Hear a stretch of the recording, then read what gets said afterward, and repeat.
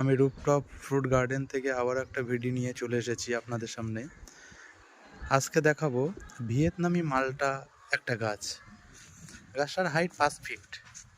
দেখুন, কিন্তু এই গাছটা কতটা সতেজ দেখুন একবার, কতটা সবুজ, এবং গাছটায় ফল ধরে আছে। দেখুন, এখানে দুটো ফল ধরে আছে, এখানে দুটো ফল ধরে আছে, এবং এই সাইডেও আছে কিছুটা ফল। দেখুন, এখানে 3টে ফল ধরে আছে, ঠিক একই ডালে এখানেও 3টে ফল ধরে আছে, ঠিক তার পাশে একই ডালে এখানে দুটো ফল ধরে আছে।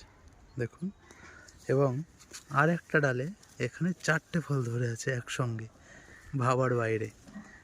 এত সুন্দর ফলনের, এবং প্রতিটা ফুলই সেট হয়, প্রতিটা ফুলই ফলে সেট হয়।